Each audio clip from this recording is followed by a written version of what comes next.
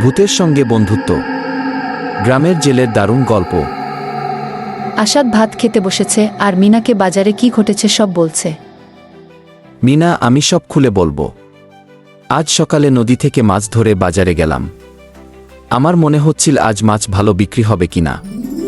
সেখানে আমাদের চেয়ারম্যান আমিন হাওলাদার এসেছিলেন। ওর সঙ্গে দেখা হলো, মাছগুলো দেখলেন, খুব খুশি হলেন। আমি বললাম, হুজুর, আজ ভোরেই মাছ ধরে এনেছি। চেয়ারম্যান বললেন, আজ তার বাড়িতে মিলাদ মাহফিল হবে।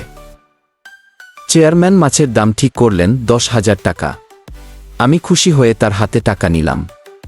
ফতিকও সাহায্য করল মাছ নিয়ে যাওয়ায়। তাই আজ সব মাছ তাকে দিয়ে দেব। কালো যা মাছ ধরব চেয়ারম্যান বাড়ি পৌঁছে দিব। আর তোমার জন্য আমি বাজার থেকে সব কিছু কিনে এনেছি। এতদিন তো কিছু দিতে পারিনি। সত্যিই দারুণ। চেয়ারম্যান এত ভালো মানুষ। বিকেলে আসাদ বন্ধুদের সঙ্গে দেখা করার জন্য বের হলো।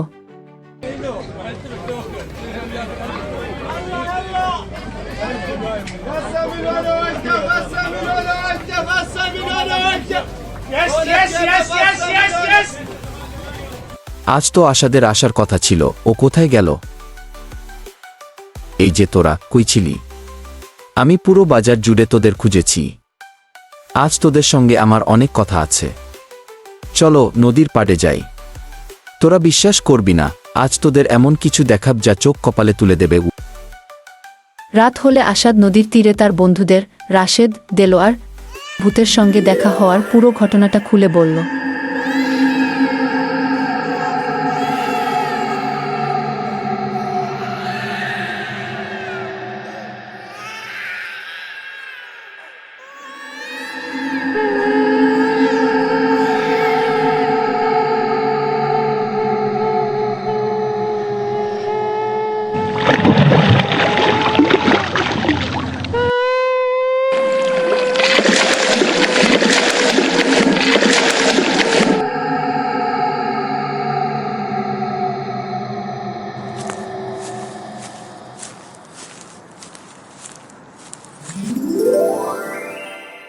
বাবা, সত্যিই কি ভূত ছিল?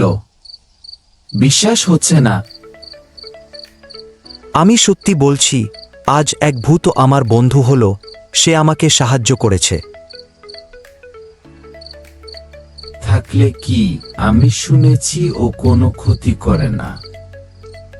চল দেখা করি। তারা আলাপ করছিল, ঠিক তখনই ভূত মানুষের রূপ ধারণ করে তাদের সাথে বসে পড়ল। সবাই ভয়ে গুটিয়ে গেল। ভয় পেয়েছ না, আমি তোমাদের বন্ধু।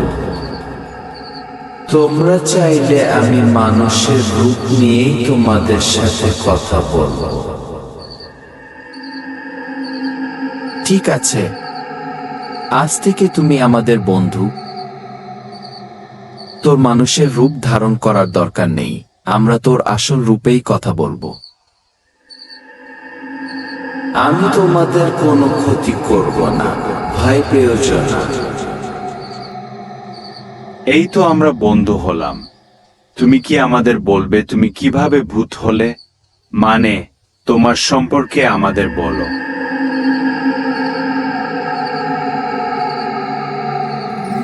হ্যাঁ, নিশ্চয়ই বল বন্ধু। আমার একটা কাপড়ের ছোট দোকান ছিল।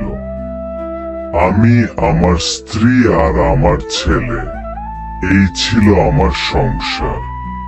আমি আমার ছেলেকে খুব ভালোবাসতাম। একদিন আমার দোকানে আগুন লেগে যায়। আমি অনেক চিৎকার করেছিলাম বাঁচার জন্য, কিন্তু কেউ আমার চিৎকার শুনতে পায়নি। আমি আগুনে পুড়তে থাকি, আর সেই আগুনেই আমার মৃত্যু হয়। তারপর আমি পৃথিবীতে একা হয়ে যাই।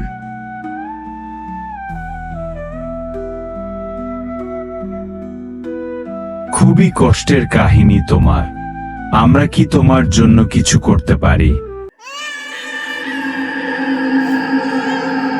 হ্যাঁ, তোমরা প্রতিদিন আমার সঙ্গে দেখা করতে এসো। আমি তোমাদের সঙ্গে গল্প করব।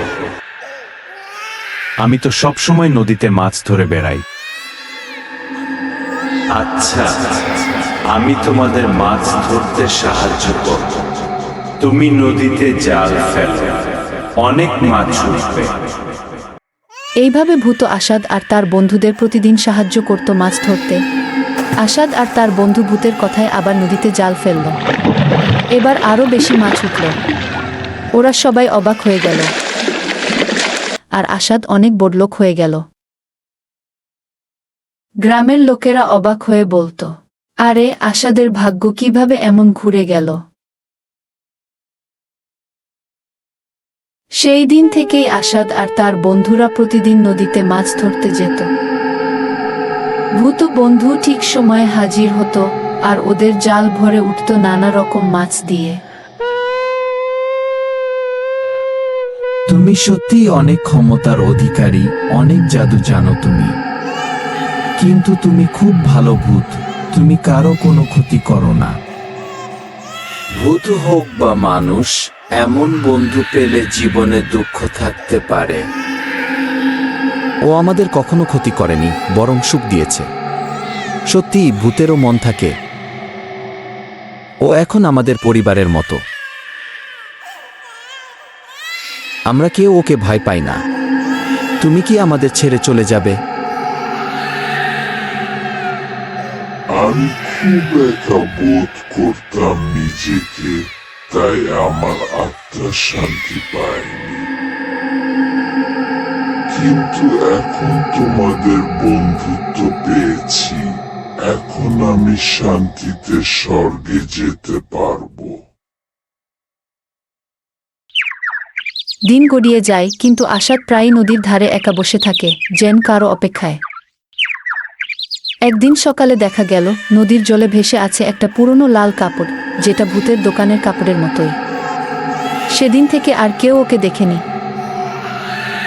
তবে মাঝে মধ্যে ভোরের কুয়াশায় নদীর পাড়ে কারো মৃদু হাসির শব্দ শোনা যায়। লোকজন বলে ভূতটা নাকি এখনো আসে তার বন্ধুদের দেখতে। এটাই ছিল ভূতের সঙ্গে বন্ধুত্ব। গ্রামের জেলের দারুণ গল্প। কেমন লাগল তোমাদের? আমার এই গল্পটার সব এপিসোড একসাথে দেখতে এখনই সাবস্ক্রাইব করো খসলি কার্টুনিয়া। ভালো থেকো সবাই।